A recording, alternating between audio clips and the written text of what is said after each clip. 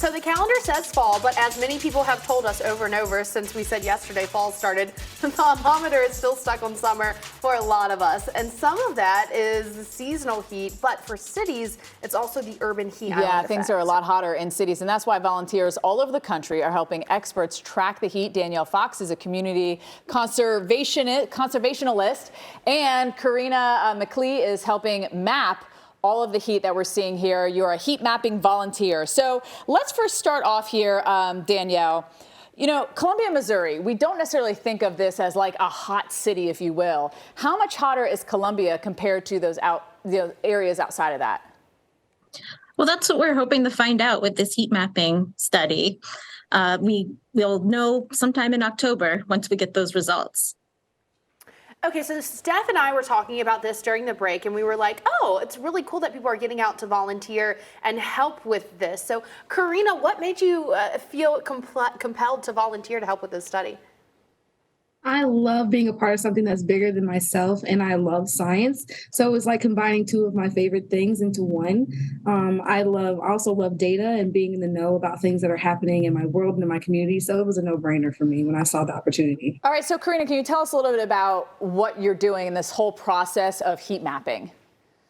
So with the process of heat mapping, what we did was we drove around Columbia in a 30 to 45 mile radius with a heat sensor attached to the car, and we were tracking the heat index in these different areas.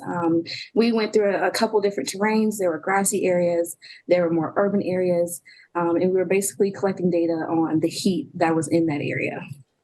Okay, so Danielle, this helps to raise awareness about the urban heat island effect. A lot of people might not know about it. So what are you hoping to get across, and what are you hoping that residents get from this study?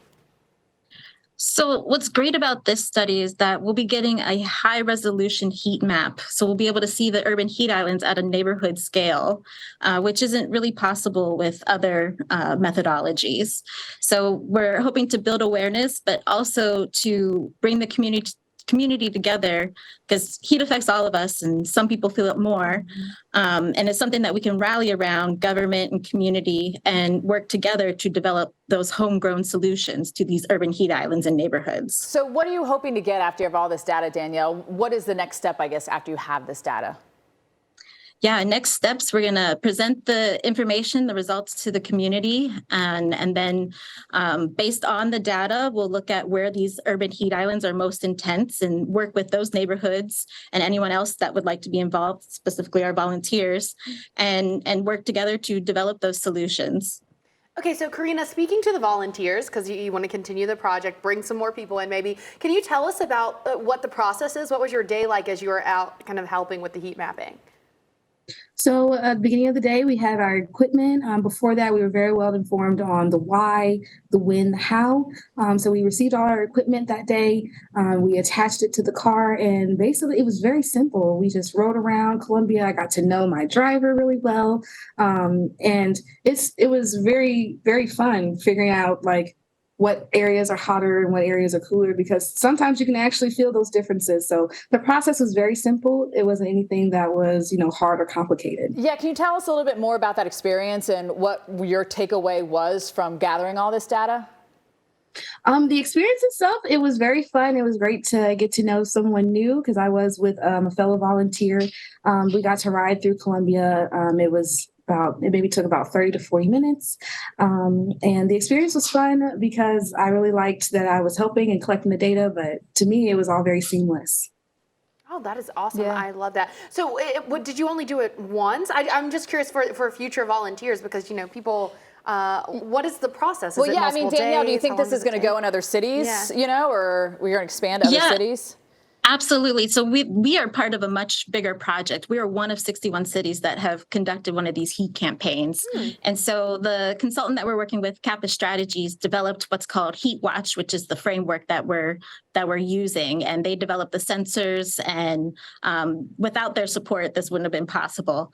And so we are just one of many. And I think it's something that's definitely growing. Community science is growing, and it's a great way to engage people in community science, but also in climate action work.